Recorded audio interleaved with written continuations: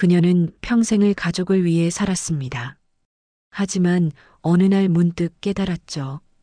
자신을 위해 살아본 적은 단 한 번도 없었다는 걸. 젊은 날의 꿈은 접시 위 밥그릇으로 바뀌었고 사랑은 의무로 변해버렸습니다. 그렇게 세월은 흘렀고 거울 속엔 낯선 여인이 서 있었습니다. 그 여인은 말합니다. 이제야 조금 나를 살고 싶다고요. 잠깐 구독, 댓글, 좋아요 한 번씩 부탁드립니다. 여러분의 작은 손길 한 번이 영상 제작에 큰 힘이 됩니다. 그녀가 스스로를 부를 때 지금 시작합니다. 겨울이 깊었습니다. 안동 외곽의 작은 마을은 낮에도 어두웠습니다. 산 그림자가 일찍 내려앉았고 흘길은 눅눅하게 젖어 있었습니다. 12살 소녀는 그 집의 지하에 있었습니다. 벽은 축축했고 바닥은 차가웠습니다. 손끝이 얼었습니다. 소녀의 이름은 이은하였습니다. 은하는 매일 계단 소리에 귀를 기울였습니다. 윗방에서 신문지를 구기는 소리, 담배 불 붙이는 소리, 그리고 천천히 내려오는 무거운 발소리. 그 소리는 언제나 같은 리듬이었습니다. 쿵, 쿵, 쿵. 은하는 숨을 참았습니다. 은하야. 낮은 남자의 목소리가 들렸습니다. 조용히 있어야지. 그래야 나도 조용하지. 그 말에는 냉기가 섞여 있었습니다. 그 남자는 은하의 아버지, 이상훈이었습니다. 전쟁이 끝난 뒤 마을로 돌아온 그는 달라져 있었습니다. 사람들은 말했습니다. 전쟁터에서 사람을 너무 많이 봤대. 돌아와서도 잠을 못 잔다지. 하지만 은하에게 그는 잠 못 이루는 사람이 아니라 두려움 그 자체였습니다. 지하실 천장에는 작게 뚫린 환기창이 있었습니다. 거기로 빛이 한 줄기 들어왔습니다. 그 빛은 하루의 전부였습니다. 은하는 그 빛 아래서 조용히 앉아 있었습니다. 무릎 위에는 낡은 노트 한 권이 있었습니다. 그건 어머니가 남긴 일기장이었습니다. 어머니는 언제나 낮은 목소리로 말했지요. 은하야, 무섭더라도 글을 써. 글은 말보다 멀리 간단다. 은하는 그 말을 기억했습니다. 지금은 어머니가 없었습니다. 하지만 글자는 남아 있었습니다. 은하는 일기장 표지를 손가락으로 쓸었습니다. 표지는 군용천으로 덮여 있었고 냄새가 오래되었습니다. 사람은 결국 자신이 기억한 만큼 산다. 첫 장에는 그런 문장이 적혀 있었습니다. 그 글씨는 어머니의 것이었습니다. 은하는 그 문장을 따라 조용히 입술을 움직였습니다. 기억한 만큼 산다, 기억한 만큼. 그녀는 손가락 끝으로 벽을 긁었습니다. 손톱 밑으로 먼지가 들어갔습니다. 지상에서는 아버지의 기침 소리가 들렸습니다. 그 소리는 은하에게 신호였습니다. 곧 문이 열릴지도 모른다는 신호. 은하는 몸을 움츠렸습니다. 문이 열렸습니다. 낯빛이 계단을 따라 흘러내렸습니다. 그 빛에 아버지의 그림자가 길게 드리워졌습니다. 밥은 남기지 말랬지? 아버지는 그릇을 내려놓았습니다. 금속 그릇이 바닥에 부딪히며 짧은 소리가 났습니다. 은하는 고개를 숙였습니다. 네, 안 남겼어요. 거짓말하지 마. 그의 손이 번개처럼 움직였습니다. 은하는 얼굴을 감쌌습니다. 손등이 따가웠습니다. 아버지는 숨을 헐떡이며 담배를 꺼냈습니다. 불이 붙는 소리가 지하의 공기를 찢었습니다. 내 어미도 처음엔 그렇게 말했지. 다 괜찮다고. 그러다 도망쳤지. 그는 씁쓸하게 웃었습니다. 결국 여자가 그래. 약한 척하고 비겁하게 도망가. 은하는 아무 말도 하지 않았습니다. 그녀는 숨을 고르고 고개를 들지 않았습니다. 아버지는 잠시 은하를 바라보다 문을 닫았습니다. 계단 위로 발소리가 사라졌습니다. 지하실의 공기는 무겁게 가라앉았습니다. 은하는 그릇을 치우고 천천히 일기장을 펼쳤습니다. 글씨는 희미했습니다. 하지만 단어 하나하나가 마음에 새겨졌습니다. 은하가 자라면 나 없이도 하늘을 볼 수 있기를. 사람의 마음은 물 같아서 막으면 썩고 흘리면 맑아진다. 은하는 그 문장을 읽으며 눈을 감았습니다. 그녀는 물처럼 흘러가고 싶었습니다. 그러나 현실은 벽으로 둘러싸여 있었습니다. 하루는 이모 말순이 집을 찾아왔습니다. 지하실 문이 열리자 낯선 빛이 쏟아졌습니다. 은하는 눈을 가렸습니다. 은하야, 나야. 말순 이모야. 그 목소리는 다급했습니다. 얘야, 이대로 있으면 안 돼. 이리 와. 은하는 머뭇거렸습니다. 아버지가 오시면. 괜찮아. 지금은 없으셔. 이모의 손이 거칠게 팔을 잡았습니다.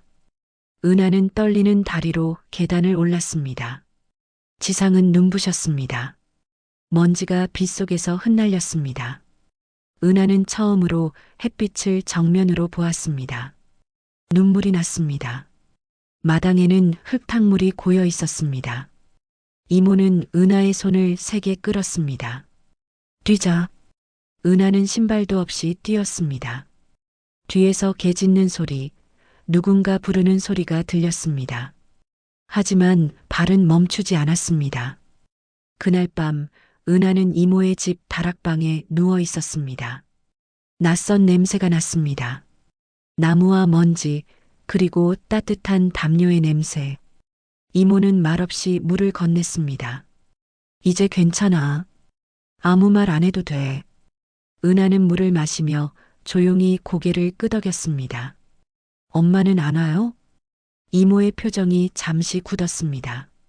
그래, 이제는 안 오시겠지. 하지만 너는 살아야 해. 알겠지? 그 말은 단단했습니다. 은하는 이불을 끌어당기며 고개를 숙였습니다. 네, 이모. 며칠 뒤 아버지가 찾아왔습니다.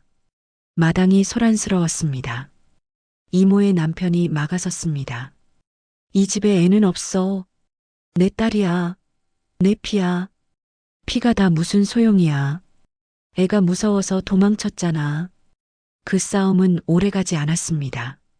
아버지는 욕설을 남기고 떠났습니다. 그날 이후 은하는 다시 지하실로 돌아가지 않았습니다. 이모의 집에는 라디오가 있었습니다. 라디오는 매일 저녁 마을 뉴스를 틀어주었습니다. 은하는 그 소리를 들으며 잠이 들었습니다. 그 목소리는 세상으로 이어지는 통로 같았습니다. 밤마다 은하는 어머니의 일기장을 꺼냈습니다. 그리고 자신만의 문장을 적기 시작했습니다. 오늘은 하늘을 봤어요. 햇빛은 무서웠지만 따뜻했어요. 이모는 말이 많아요. 그래도 싫지 않아요. 글씨는 삐뚤었지만 문장은 살아있었습니다. 그녀는 천천히 세상을 배우고 있었습니다. 봄이 왔습니다. 마당의 살구나무에 꽃이 피었습니다. 은하는 이모와 함께 장에 갔습니다. 사람들이 오가고 냄새가 섞였습니다. 은하는 처음으로 사람들 속에 섰습니다. 손에는 작게 쥔 동전 2개가 있었습니다. 저기 호떡 하나 주세요. 그녀의 목소리는 떨렸습니다. 노점 아줌마가 웃었습니다. 그래, 학생 맞지? 공부 열심히 해. 은하는 그 말에 얼굴이 붉어졌습니다. 그날 은하는 호떡보다 더 달콤한 것을 배웠습니다. 누군가의 따뜻한 말은 사람을 살릴 수 있다. 는 것. 밤이 되자 은하는 다시 일기장을 펼쳤습니다. 글씨가 조금 더 단단해졌습니다. 나는 이제 갇혀있지 않아요. 하지만 아직도 꿈에선 지하실을 봐요. 아버지는 어둠처럼 남아있어요. 그래도 나는 빛을 기억해요. 은하는 펜을 내려놓고 창문을 올렸습니다. 바람이 들어왔습니다. 그녀는 그 바람을 맞으며 속삭였습니다. 엄마, 나 이제 괜찮아요. 조금은요. 시간은 흘렀습니다. 이모의 집에서의 날들이 은하에게 새 삶을 주었습니다. 하지만 밤마다 꿈은 계속되었습니다. 어둠, 발소리, 금속 그릇의 소리. 그 꿈은 아직 끝나지 않았습니다. 은하는 창가에 앉아 별을 보았습니다. 별빛이 가늘게 떨렸습니다. 그 빛은 어머니의 눈빛 같았습니다. 엄마, 나 글을 쓸게요. 그녀의 목소리는 작았지만 단단했습니다. 언젠가 내가 쓴 글로 다시 지하실 문을 열 거예요. 그날 밤 은하는 새 일기장을 꺼냈습니다. 표지는 깨끗했습니다. 첫 장에 그녀는 이렇게 썼습니다. 빛은 늘 위에 있지만 나는 아래에서 자라났다. 이 이야기는 어둠에서 시작되지만 끝은 아직 모른다. 지하실의 냄새는 여전히 은하의 기억에 남아 있었습니다. 그 냄새는 삶의 일부가 되었습니다. 그러나 이제 그것은 단순한 공포가 아니었습니다. 그것은 기억의 증거였습니다. 은하는 이모의 마당에 서서 하늘을 올려다보았습니다. 별이 또렷했습니다. 이제부터는 내가 내 발로 걷겠어요. 그녀는 속삭였습니다. 바람이 부드럽게 불었습니다. 밤하늘의 소리가 들렸습니다. 그 소리 속에서 그녀는 미묘한 예감을 느꼈습니다. 아직 끝나지 않은 이야기. 언젠가 다시 마주해야 할 그 어둠. 그리고 그 속에 숨은 진실. 그녀의 마음 속에서 한 문장이 또렷이 떠올랐습니다. 기억은 사라지지 않아요. 단지 때를 기다릴 뿐이지요. 은하는 일기장을 품에 안았습니다. 그녀의 인생은 이제 막 다시 시작되고 있었습니다. 안동에서 서울로 올라오던 날은 비가 내렸습니다. 기차 창밖에 노는 젖은 흙빛으로 번졌습니다. 은하는 작은 보따리를 품에 안고 있었습니다. 그 안에는 옷 한 벌과 어머니의 일기장, 그리고 이모가 쥐어준 돈 몇 장이 전부였습니다. 이모는 역까지 배웅을 나왔습니다. 도시에 가면 아무도 내 사정을 몰라. 그러니까 잘해야 해. 네, 이모. 편지 쓸게요. 그래, 힘들어도 울지 마라. 울면 지는 거야. 그 말에 은하는 고개를 끄덕였지요. 기차가 출발하자 창밖에서 이모의 손이 작아졌습니다. 그 손이 사라질 때까지 은하는 눈을 깜빡이지 않았습니다. 서울역은 낯설고 시끄러웠습니다. 사람들은 급하게 움직였고 냄새는 복잡했습니다. 기름 냄새, 땀 냄새, 빵 냄새, 그리고 먼지 냄새. 은하는 가방끈을 꼭 쥐었습니다. 서울은 무섭지 않아요. 그녀는 혼잣말처럼 중얼거렸습니다. 하루가 지나자 돈이 빠르게 줄었습니다. 이모가 알려준 주소를 찾아갔습니다. 그곳은 종로 근처의 오래된 주택이었습니다. 순자빵집이라는 간판이 걸려 있었습니다. 가게 문을 열자 고소한 냄새가 밀려왔습니다. 안쪽에서 머리를 질끈 묶은 여자가 빵을 꺼내고 있었습니다. 어디서 왔니? 안동이요. 일자리 구하러 왔어요. 여자는 은하를 한번 훑어보았습니다. 나이도 어려 보이는데 일은 할 수 있겠니? 설거지, 청소 다 할 수 있어요. 그녀는 잠시 생각하더니 고개를 끄덕였습니다. 그래, 하루만 해보자. 손 빠르면 계속 두고. 그날부터 은하는 새벽 5시에 가게 문을 열었습니다. 밀가루 포대를 옮기고 그릇을 닦고 바닥을 쓸었습니다. 손은 금세 거칠어졌습니다. 하지만 이상하게도 마음은 조금 편했습니다. 빵집 주인 송순자는 40을 넘긴 여성이었습니다. 성격은 까칠했지만 정이 깊었습니다.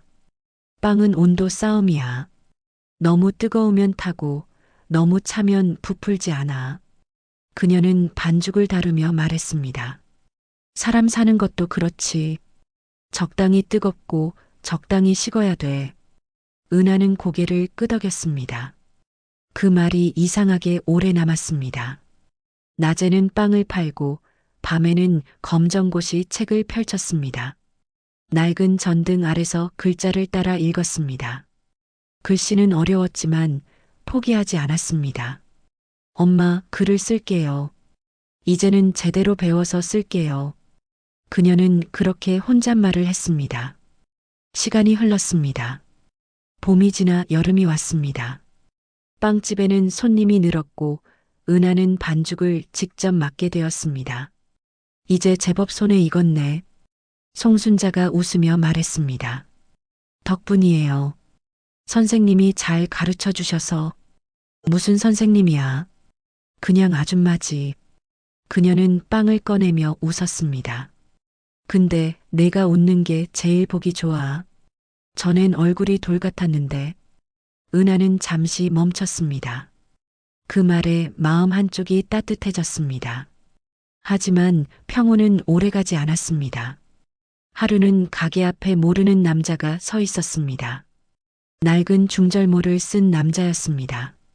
그는 빵을 사지도 않고 창밖을 들여다보고 있었습니다. 은하는 불안했지요. 순자 아줌마, 저 사람 매일 와요. 그래, 뭐 하는 사람이지? 모르겠어요. 그냥 서 있어요. 며칠이 지나도 그는 계속 나타났습니다. 가끔은 은하의 눈을 똑바로 바라봤습니다. 그 시선이 낯설고 불쾌했습니다. 어느 날 밤 빵집 문을 닫으려는데 그 남자가 다가왔습니다. 너 안동에서 왔다지? 은하는 몸이 굳었습니다. 누가 그래요? 그냥 소문 들었어. 내가 도망친 애라던데. 그는 희미하게 웃었습니다. 그 사람 아직 찾고 있다더라. 그 말이 끝나자 은하의 손끝이 떨렸습니다. 순자가 문을 열고 나왔습니다. 이봐요, 손님. 문 닫아요. 남자는 고개를 숙이고 천천히 사라졌습니다. 은하는 바닥을 바라보았습니다. 심장이 빨리 뛰었습니다. 순자가 어깨를 잡았습니다. 괜찮니? 그냥 비슷한 사람이었어요. 그녀는 억지로 웃었습니다. 하지만 그날 밤 잠들지 못했습니다.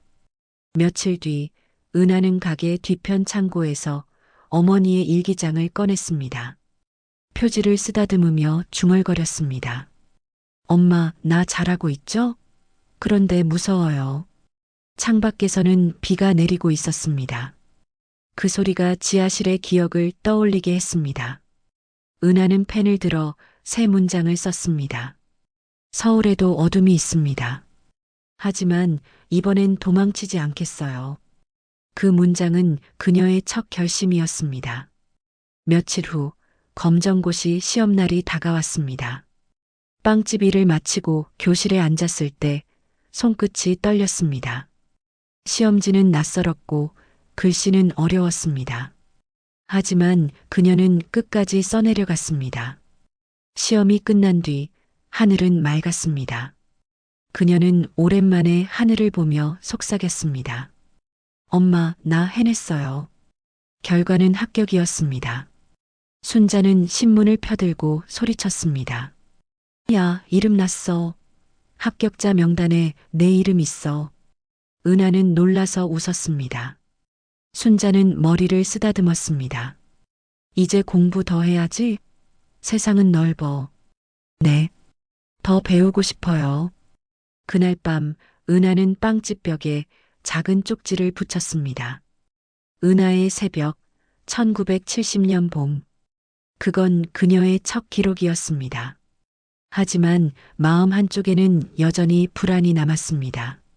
밤길을 걸을 때면 뒤에서 발소리가 들리는 것 같았습니다. 길모퉁이의 그림자만 봐도 가슴이 두근거렸습니다. 그 남자가 한 말이 떠올랐습니다. 그 사람 아직 찾고 있다더라. 이모에게 편지를 쓰려다 멈췄습니다. 괜히 걱정시킬까봐 아무 말도 하지 않았습니다. 대신 종이에 짧게 적었습니다. 서울은 넓지만 마음은 좁아요. 가게 일은 점점 힘들어졌습니다. 손님이 늘었고 경쟁도 심했습니다. 순자는 지쳐 보였습니다. 은하야, 요즘 나 잠이 잘 안 와.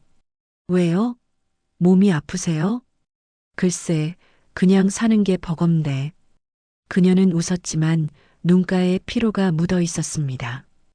은하는 빵을 굽다가 물었습니다. 아줌마, 사람은 왜 버티는 걸까요? 순자는 잠시 생각했습니다. 글쎄, 버티다 보면 언젠가 나아질 거라는 믿음? 아니면 그냥 버티는 게 습관이 돼서. 그 말은 은하의 가슴에 남았습니다. 나도 지금 버티는 걸까? 살아가는 걸까? 가을이 되자 빵집 골목에 은행잎이 노랗게 물들었습니다. 은하는 출근길마다 낙엽을 밟았습니다. 그 소리가 이상하게 마음을 진정시켰습니다. 하루는 순자가 물었습니다. 은하야, 너 대학 생각은 있니? 은하는 놀라서 고개를 들었습니다. 대학이요? 그런 건 생각도 못했어요. 넌 글을 잘 써. 그리고 눈빛이 달라. 꼭 공부해야 돼. 돈도 없고 학비도 비싸요. 돈은 나중 문제야. 내 인생이 먼저야. 그 말에 은하는 아무 말도 할 수 없었습니다. 그날 밤 은하는 오랜만에 어머니의 일기장을 폈습니다. 은하가 배우길 원한다. 세상은 넓지만 마음이 좁으면 아무 데도 가지 못한다. 그 문장을 읽으며 눈물이 흘렀습니다. 은하는 결심했습니다. 내가 공부를 해야 해. 글을 써야 해. 그리고 언젠가 그 어둠을 이름 붙여야 해. 겨울이 찾아왔습니다. 거리에는 연탄 냄새가 났습니다. 가게 앞에 다시 그 남자가 나타났습니다. 이번엔 코트를 입고 있었습니다. 그는 은하를 잠시 보더니 고개를 끄덕였습니다. 그리고 낮은 목소리로 말했습니다. 전달하래. 아직 안 끝났다고. 은하는 그 자리에 얼어붙었습니다. 순자가 달려왔을 때 그는 이미 사라지고 없었습니다. 은하야, 누구야? 몰라요. 그냥 아는 척하는 사람이에요. 은하는 애써 웃었습니다. 하지만 손이 떨렸습니다. 그날 밤 그녀는 일기장에 이렇게 썼습니다. 과거는 멀리 있다고 믿었어요. 그런데 아니었어요. 아직 내 뒤에 서 있네요. 며칠이 지나 순자가 은하에게 봉투를 내밀었습니다. 이거 지난달 월급. 근데 조금 더 넣었어. 왜요? 너무 많아요. 등록금에 보태. 너는 계속 가야 돼. 정말 괜찮으세요? 그래야 내가 사는 의미가 있지. 순자는 환하게 웃었습니다. 은하는 봉투를 꼭 쥐었습니다. 그 손끝에 힘이 들어갔습니다. 고맙습니다. 꼭 공부할게요. 밤이 깊었습니다. 은하는 빵집 옥상에 올라섰습니다. 도시의 불빛이 반짝였습니다. 그 불빛 사이로 어둠이 길게 늘어져 있었습니다. 그녀는 조용히 중얼거렸습니다. 이 도시에도 지하실이 있네요.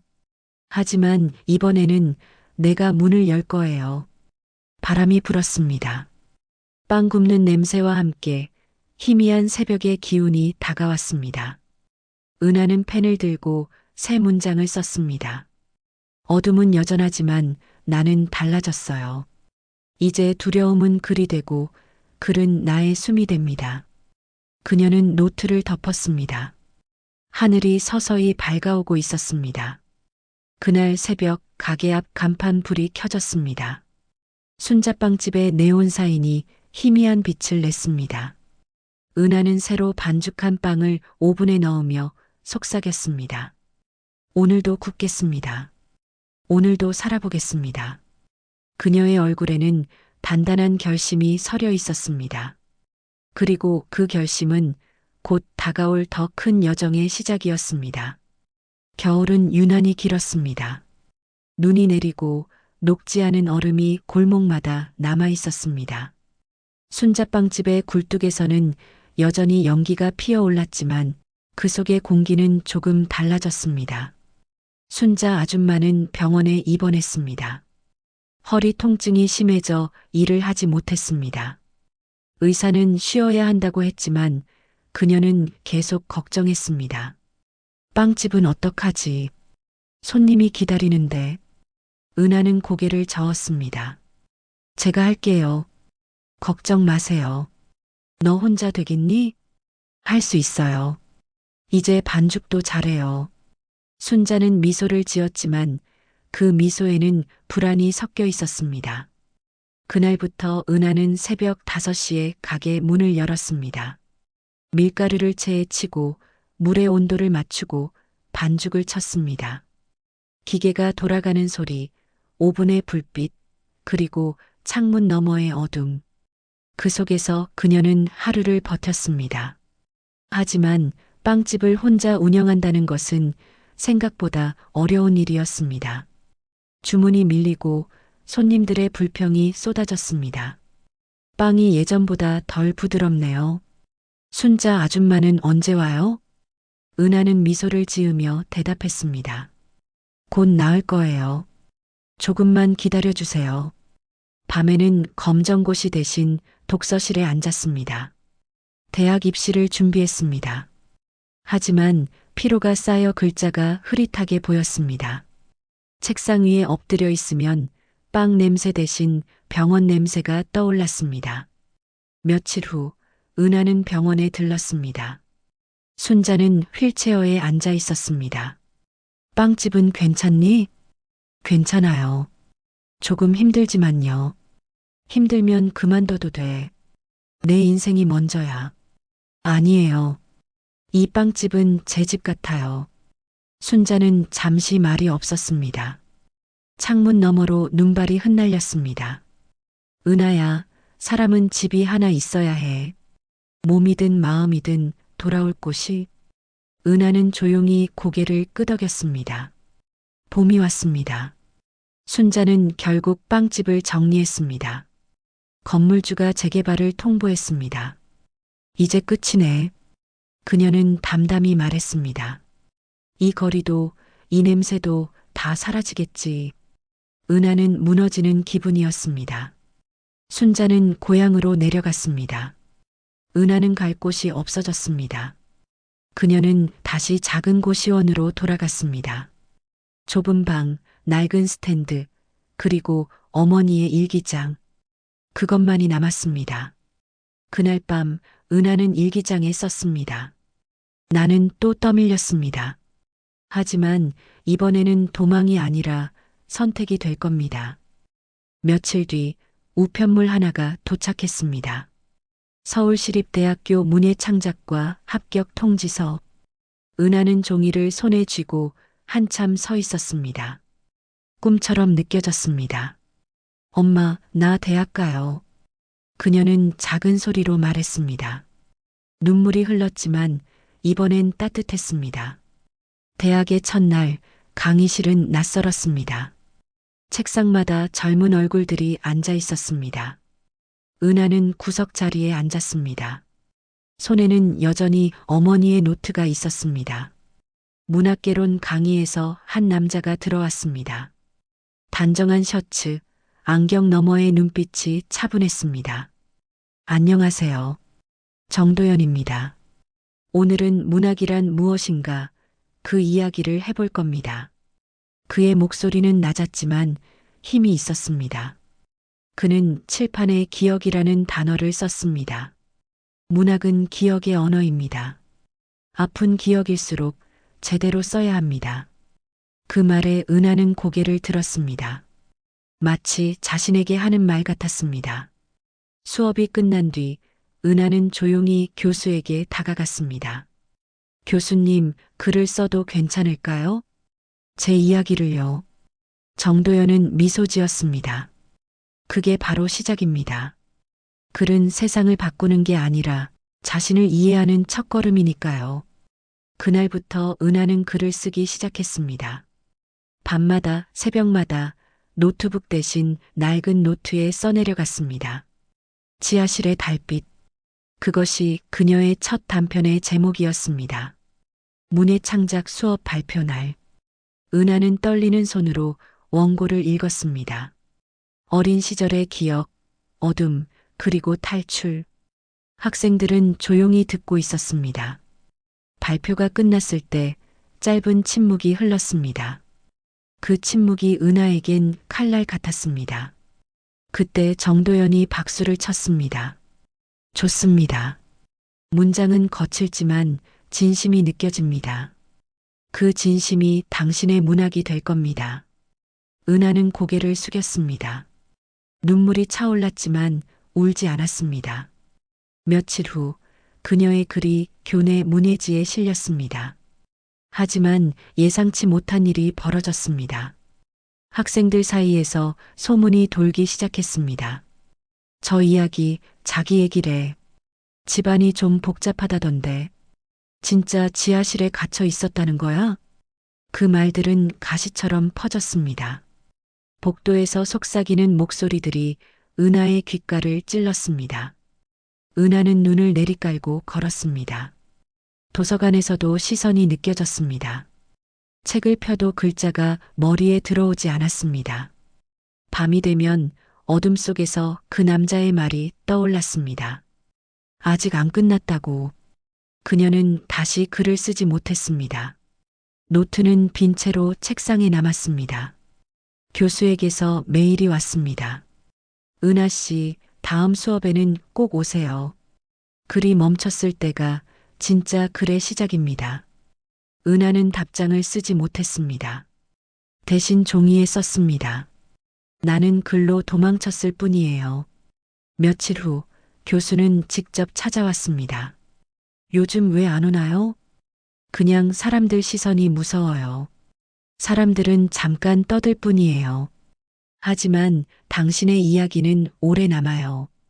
그 이야기가 저를 괴롭혀요. 그럼 괴로움을 써야죠. 그게 글의 자리예요. 은하는 조용히 고개를 숙였습니다. 그 말이 마음에 깊게 남았습니다. 봄비가 내리던 날 교수는 은하에게 책 한 권을 건넸습니다. 상처의 문학이라는 제목이었습니다. 이건 제 지도교수가 쓴 책입니다.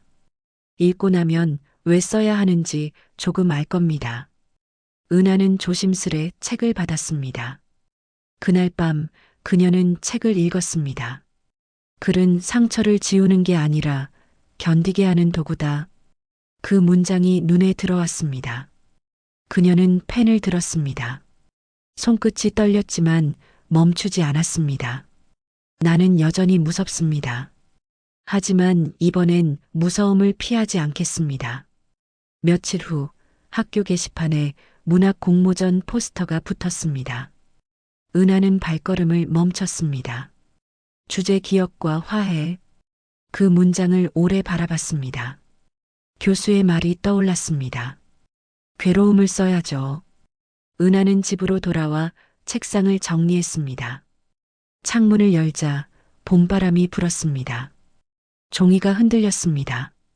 그녀는 어머니의 일기장을 펼쳤습니다. 마지막 페이지에는 이렇게 적혀 있었습니다. 은하야, 너는 나보다 더 멀리 가야 한다. 은하는 펜을 들었습니다. 손끝이 떨렸지만 이번엔 멈추지 않았습니다. 그녀는 첫 문장을 썼습니다. 나는 지하실에서 태어났습니다. 하지만 그곳은 끝이 아니라 시작이었습니다. 글자는 느리게 그러나 단단하게 이어졌습니다. 시간이 흐르자 창문 밖이 밝아졌습니다. 새벽이었습니다. 은하는 펜을 내려놓았습니다. 오랜만에 마음이 고요했습니다. 무겁던 숨이 조금 가벼워졌습니다. 그녀는 창밖을 바라보며 조용히 중얼거렸습니다. 이건 도망이 아니에요. 이건 나의 시작이에요. 그 말은 결심이었습니다. 아직 세상은 두렵고 과거는 완전히 사라지지 않았습니다. 하지만 이제 그녀는 도망치지 않기로 했습니다. 새벽의 하늘은 옅은 회색이었습니다. 거리에는 아직 불이 꺼지지 않았습니다. 은하는 책상 위에 남은 종이를 바라보았습니다. 그 위에는 단 한 문장만이 남아 있었습니다. 나는 글로 살아남겠습니다. 그녀는 조용히 웃었습니다. 그리고 그 웃음 속에서 다음 이야기가 시작되고 있었습니다. 겨울이 지나고 봄이 왔습니다. 학교 안의 벚꽃은 빠르게 피었다가 바람에 흩날렸습니다. 은하는 천천히 걸었습니다. 이제 고개를 숙이지 않았습니다. 조용히 숨을 고르고 깊게 들이쉬었습니다. 공기가 달랐습니다. 그녀는 다시 글을 쓰기 시작했습니다. 밤마다 불을 켜고 앉아 있었습니다. 글씨는 여전히 느렸지만 마음은 단단했습니다. 그녀는 더 이상 과거를 숨기지 않았습니다. 글은 이제 도망이 아니라 자리 잡는 행위가 되었습니다. 학교에서는 작은 변화가 생겼습니다. 교내 문예회에서 그녀의 글이 주목받았습니다. 심사위원의 평은 짧았습니다. 가장 단순한 문장이 가장 깊은 상처를 말한다. 사람들의 시선은 여전히 있었지만 그 의미가 달라졌습니다. 이젠 그녀를 이상한 학생이 아니라 자신의 이야기를 쓰는 사람으로 보았습니다. 교수 정도연은 그녀를 따로 불렀습니다. 은하 씨, 이번 글은 좋았어요. 예전보다 한결 가벼워졌네요. 그게 좋은 건가요? 좋죠. 글은 무겁다고 깊은 게 아니에요. 가벼움 속에도 진심은 남아요. 은하는 미소를 지었습니다. 그동안 듣지 못했던 말이었습니다. 가벼워져도 괜찮다는 말. 그 말이 마음을 풀어주었습니다. 학기가 끝날 무렵 은하는 교육봉사를 신청했습니다. 서울 외곽의 작은 중학교였습니다. 아이들은 시끄럽고 솔직했습니다. 선생님, 글 써서 뭐해요? 글이 밥이 돼요? 때로는 밥보다 더 중요해요. 은하는 웃으며 대답했습니다. 아이들은 고개를 갸웃했지만 흥미로워했습니다. 그녀는 아이들과 짧은 글쓰기 수업을 했습니다. 오늘 가장 좋았던 순간을 쓰게 했습니다. 어떤 아이는 급식이라고 썼고 어떤 아이는 친구랑 웃었다고 적었습니다. 그 단순한 문장들이 은하의 마음을 흔들었습니다. 그녀는 그날 일기장에 썼습니다. 진심은 어렵지 않다. 그저 있는 그대로 말하는 것. 아이들이 그걸 가르쳐 줬다. 여름방학이 되자 은하는 오랜만에 안동으로 내려갔습니다. 이모가 기다리고 있었습니다. 어이구, 다 컸다. 얼굴이 좋아졌네. 이모 덕분이에요. 서울은 어때? 힘들지만 괜찮아요. 이모는 오래된 창고 문을 열었습니다. 먼지가 피어올랐습니다. 집을 고치려고 하는데 공사 전에 정리 좀 하자. 그 안에는 오래된 나무 상자들이 쌓여 있었습니다. 은하는 무심코 하나를 열었습니다. 그리고 멈췄습니다.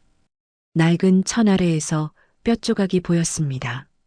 작은 유골이었습니다. 이모는 숨을 삼켰습니다.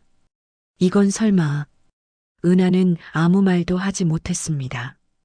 그냥 무릎을 꿇었습니다. 손끝이 떨렸습니다. 경찰이 오고 조사가 시작되었습니다. 결과는 명확했습니다. 그 유골은 그녀의 어머니였습니다. 며칠 동안 은하는 말을 잃었습니다. 모든 소리가 멀게 느껴졌습니다. 바람도 새소리도 사람의 목소리도 닿지 않았습니다. 밤이 되자 이모가 조용히 찾아왔습니다. 은하야, 괜찮니? 괜찮아요. 이제 알겠어요. 무슨 말이니? 엄마는 떠나신 게 아니라 여기에 있었어요. 그녀는 눈을 감았습니다. 눈물은 흐르지 않았습니다. 오히려 평온했습니다. 그날 밤 별이 유난히 많았습니다. 은하는 어머니의 일기장을 펴고 마지막 문장을 읽었습니다. 이 아이가 나 대신 살아서 세상을 본다면 그것으로 충분하다. 그녀는 펜을 들었습니다. 엄마, 이제 제가 봅니다. 이 세상은 여전히 무섭지만 그 안에 빛이 있습니다. 장례는 조용히 치러졌습니다. 이모와 은하, 그리고 몇몇 이웃이 모였습니다. 은하는 작은 흙 한 줌을 손에 쥐었습니다. 이제 편히 쉬세요. 흙을 뿌리는 순간 손끝에서 따뜻한 감각이 느껴졌습니다. 마치 어머니가 그 손을 잡아주는 것 같았습니다. 이모가 어깨를 감쌌습니다. 이젠 너 혼자가 아니다. 그 말이 위로였습니다. 짧지만 단단한 문장이었습니다. 서울로 돌아온 은하는 글을 쓰지 않았습니다. 한동안 아무것도 할 수 없었습니다. 하지만 교수는 그녀를 억지로 다그치지 않았습니다. 글은 기다립니다. 조급해하지 마세요. 그 말이 오히려 힘이 되었습니다. 시간이 지나자 은하는 다시 펜을 들었습니다. 이번에는 어머니에 대한 이야기였습니다. 어머니의 손, 냄새, 웃음, 그리고 마지막 문장. 그녀는 기억나는 모든 것을 적었습니다. 글을 쓰는 동안 눈물이 흘렀습니다. 하지만 그 눈물은 처음으로 따뜻했습니다. 이제 아픔을 쓰는 것이 아니라 사랑을 쓰는 일이었습니다. 그녀의 글은 진실의 기록이라는 제목으로 발표되었습니다. 작은 교내 문학상에서 상을 받았습니다. 상패보다 무대 위의 박수가 더 크게 다가왔습니다. 학생들이 다가와 말을 걸었습니다. 선배 글 읽고 울었어요. 저도 제 얘기 써보고 싶어요. 은하는 웃었습니다. 그럼 써요. 누구나 자기 이야기 쓸 자격이 있어요. 그날 밤 교수에게서 편지가 왔습니다. 당신의 글에는 빛이 있습니다. 그 빛은 다른 사람에게 닿기 시작했습니다. 가을이 되자 은하는 교사 자격 과정을 밟기 시작했습니다. 글을 가르치고 싶었습니다. 누군가에게 글이 구원이 될 수 있다면 그건 자신이 받은 은혜를 나누는 일이라 생각했습니다. 첫 실습 학교에서 한 여학생이 조용히 다가왔습니다. 선생님, 저 글 써도 돼요? 물론이죠. 근데 저도 힘든 일이 있어서. 은하는 고개를 끄덕였습니다. 힘든 일일수록 써야 해요. 글은 말하지 못한 마음의 자리니까요. 그 아이는 눈을 내리깔았습니다. 감사합니다. 그 순간 은하는 자신이 걷고 있는 길을 확인했습니다. 그녀는 더 이상 피해자가 아니었습니다. 누군가의 듣는 사람, 이해하는 사람이 되어 있었습니다. 겨울 초입 학교 뒤뜰에서 낙엽을 밟으며 걸었습니다. 하늘은 맑았고 바람은 차가웠습니다. 하지만 마음은 고요했습니다. 그녀는 교수에게 전화를 걸었습니다. 교수님, 저 이제 무서움이 덜해졌어요. 좋은 일이네요. 이유가 뭔가요? 누군가의 이야기를 듣고 나니 제 이야기도 다르지 않다는 걸 알았어요. 그게 바로 문학이에요. 타인의 이야기를 통해 자신을 다시 보는 일. 은하는 조용히 웃었습니다. 저 더 배우고 싶어요. 그럼 써야죠. 계속 써야죠. 집으로 돌아와 책상을 정리했습니다. 창문 틈으로 바람이 들어왔습니다. 한 장의 종이가 바닥으로 떨어졌습니다. 어머니의 일기장에서 찢겨나온 페이지였습니다. 그 위에는 낯선 글씨가 있었습니다. 아버지의 필체였습니다. 내가 잘못했어. 하지만 언젠가 이 아이가 용서해 줄까? 그건 모르겠구나. 은하는 한참 동안 종이를 바라보았습니다. 가슴이 복잡했습니다. 분노와 슬픔, 그리고 아주 미세한 연민. 그 모든 감정이 한꺼번에 밀려왔습니다. 그녀는 천천히 불을 붙였습니다. 종이가 천천히 타올랐습니다. 불꽃은 작았지만 방 안은 따뜻해졌습니다. 이제 됐어요. 저는 용서하지 않아도 묶이지 않아요. 며칠 뒤 은하는 도서관에서 작은 강연을 했습니다. 제목은 기억을 쓰는 법이었습니다. 학생들이 조용히 앉아 있었습니다. 은하는 천천히 말했다. 우리는 모두 각자의 지하실을 갖고 있습니다. 하지만 그곳이 끝은 아니에요. 글을 쓰는 순간 그 어둠에도 창문이 생깁니다. 누군가 울었고 누군가는 고개를 끄덕였습니다. 그녀는 미소를 지었습니다.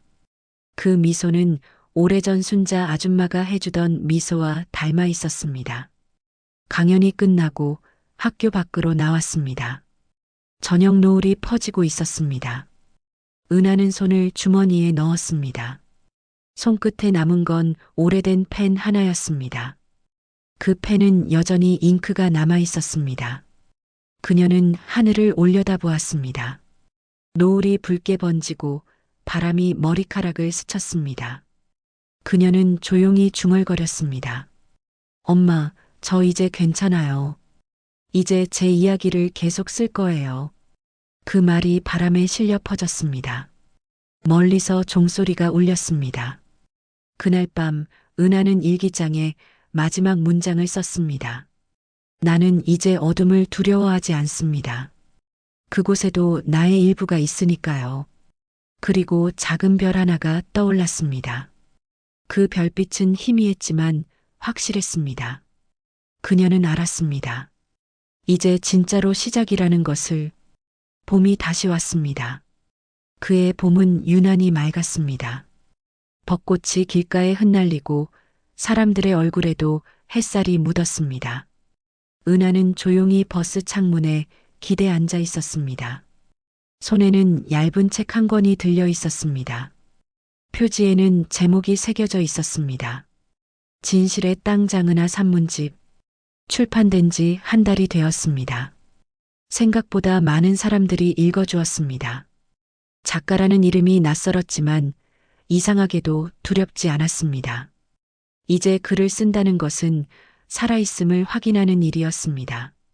출판 기념회는 서울의 작은 북카페에서 열렸습니다. 사람들이 모였습니다. 교수 정도연이 가장 먼저 찾아와 미소를 지었습니다. 고생 많았어요, 은하 씨. 교수님 덕분이에요. 아니요. 결국 당신이 해낸 거예요. 은하는 고개를 숙였습니다.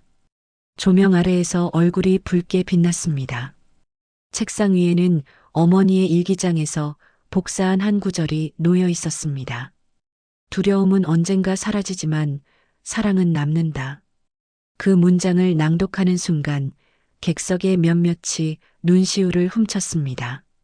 조용한 박수가 이어졌습니다. 행사가 끝난 뒤 은하는 사람들과 사진을 찍었습니다. 옆에서 도와주던 후배가 웃으며 말했습니다. 선배, 진짜 작가 같아요. 그렇게 보이니 다행이네요. 다음 책은 언제 나와요? 글쎄요. 이번엔 좀 쉬고 싶어요. 글이 쉴 틈도 필요하니까요. 그녀는 가볍게 웃었습니다. 예전 같으면 해야 한다는 조급함이 앞섰을 것입니다. 이제는 조금 천천히 걸어도 괜찮았습니다. 며칠 뒤 은하는 안동으로 내려갔습니다. 이모는 여전히 밭일을 하며 살았습니다. 책 나왔다며? 네. 이모 이름도 책에 썼어요. 내 이름을? 아이고, 부끄럽게. 이모는 제 인생의 은인이니까요. 이모는 눈을 돌렸습니다. 그때 널 데려온 게 내 인생에서 제일 잘한 일이야. 은하는 미소를 지었습니다. 그 말 꼭 책에 써야겠네요. 그건 안 써도 돼. 우리끼리 알면 되지. 두 사람은 마루에 앉아 차를 마셨습니다. 바람이 따뜻했습니다. 멀리 논뚝길 위로 노란 유채꽃이 흔들렸습니다. 그날 밤 은하는 어머니의 묘를 찾았습니다. 묘비는 작고 단정했습니다. 꽃잎이 바람에 흩날리고 있었습니다. 그녀는 무릎을 꿇고 조용히 말을 걸었습니다. 엄마, 책이 나왔어요.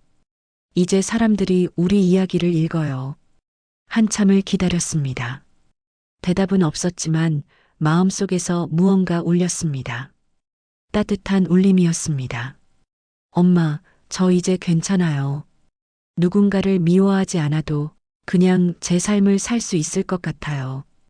그녀는 묘 앞에 조그만 펜 하나를 놓고 일어섰습니다. 이제 엄마의 글을 제 글 속에서 계속 쓸게요. 그 말이 바람에 녹아 흘렀습니다. 서울로 돌아오자 새로운 일이 기다리고 있었습니다. 지역 도서관에서 문학 치유 프로그램 강의를 맡아달라는 요청이었습니다. 은하는 잠시 망설였습니다. 하지만 마음은 이미 결정을 내리고 있었습니다. 첫 수업날 그녀는 10명의 수강생 앞에 섰습니다. 나이도 사연도 제각각이었습니다. 젊은 주부, 퇴직한 교사, 어릴 적 상처를 가진 청년도 있었습니다. 오늘은 자기 이름을 쓰는 걸로 시작할게요. 은하가 말했습니다. 이름을 부르는 일은 자신을 다시 만나는 일이니까요. 그녀는 천천히 칠판에 글씨를 썼습니다. 이름은 기억이다. 기억은 다시 살아가는 힘이다. 사람들은 자신들의 이름을 적었습니다. 그 단순한 행동이 교실을 따뜻하게 채웠습니다. 수업이 끝나고 한 여성이 다가왔습니다. 작가님, 제 이야기를 읽고 용기 냈어요. 감사해요. 어떤 용기요? 남편에게 처음으로 그만하자고 말했어요. 그녀는 울지 않았습니다. 대신 단단한 눈빛으로 말했습니다. 이제 제 삶을 살고 싶어요. 은하는 그 손을 꼭 잡았습니다. 그게 시작이에요. 그녀의 목소리는 조용했지만 깊었습니다.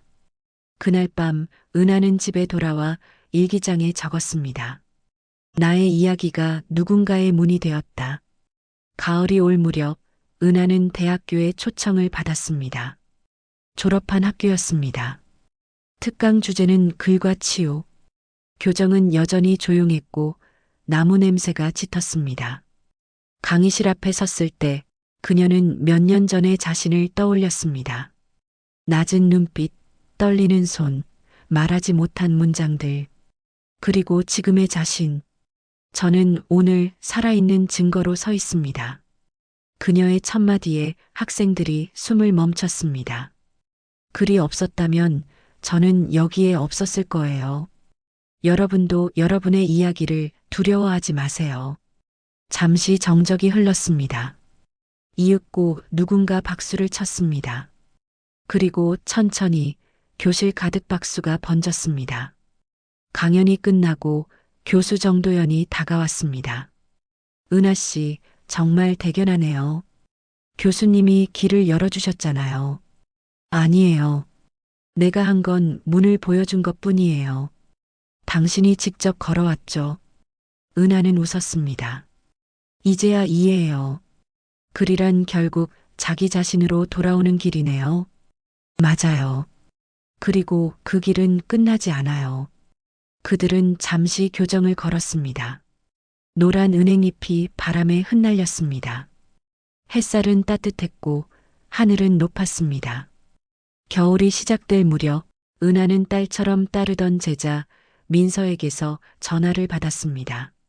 선생님, 저희 엄마가 선생님 책 읽고 울었어요. 그래요? 엄마가 그러셨어요. 나도 내 이야기를 써볼까 하시더라고요. 은하는 잠시 말을 잃었습니다. 그 말 정말 고마워요. 전화를 끊고 난 뒤 은하는 창밖에 눈을 바라보았습니다. 세상이 조용히 흰빛으로 덮여가고 있었습니다. 그 순간 오래된 불안이 완전히 녹아내렸습니다. 연말 도서관에서는 작은 전시회가 열렸습니다. 프로그램 참여자들이 쓴 짧은 글들을 모은 자리였습니다. 제목은 우리의 작은 문장들. 은하는 조용히 사람들 사이를 걸었습니다. 한 남성의 글이 눈에 들어왔습니다. 나는 오늘 처음으로 아들에게 미안하다고 말했다. 그 문장을 읽으며 은하는 미소를 지었습니다. 그건 아버지에게서 듣지 못한 말이었습니다. 하지만 이제는 괜찮았습니다. 그 말이 세상 어딘가에서는 울리고 있으니까요. 전시가 끝나고 자원봉사 학생이 다가왔습니다. 작가님, 다음엔 어떤 책 쓰실 거예요? 모르겠어요.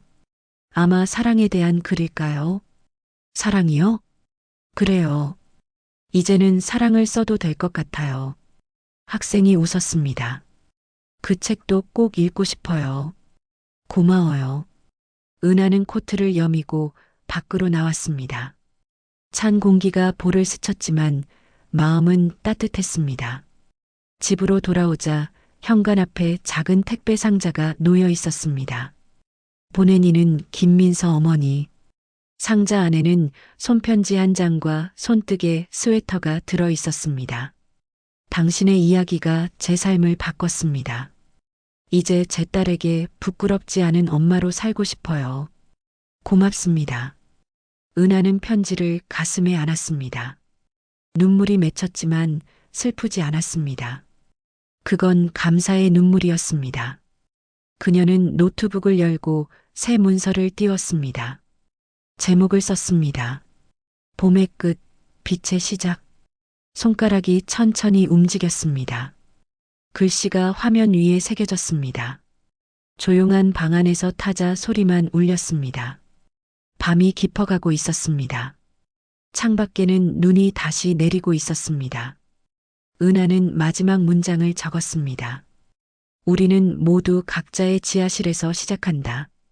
하지만 그곳이 끝은 아니다. 누군가의 손, 누군가의 말, 그리고 한 줄의 문장이 우리에게 문을 열어준다. 그 문 너머엔 언제나 빛이 있다. 그녀는 펜을 내려놓았습니다. 그리고 속삭였습니다. 엄마, 저 이제 정말 괜찮아요. 이 이야기는 우리의 끝이 아니라 다른 누군가의 시작이 될 거예요. 그녀는 창문을 열었습니다. 차가운 공기 사이로 새벽별 하나가 반짝이고 있었습니다. 은하는 그 별을 향해 미소 지었습니다. 여러분, 이 이야기가 우리에게 전하는 메시지는 참 단순하지만 깊습니다. 상처와 아픔을 억누르거나 피하지 않고 정면으로 마주할 때 진짜 치유가 시작된다는 거예요. 주인공 은하는 과거의 상처와 상실을 글로 풀어내면서 스스로를 회복하고 그 과정을 통해 다른 사람의 아픔도 이해하고 도와주는 사람으로 성장합니다. 결국 삶의 어두운 순간은 피해야 할 것이 아니라 우리를 더 강하게 만드는 일부라는 걸 깨닫게 되죠. 그리고 진심 어린 소통과 기록이 서로를 위로하고 구원할 수 있다는 따뜻한 메시지를 우리에게 전해줍니다. 구독과 좋아요는 영상 제작에 큰 힘이 됩니다.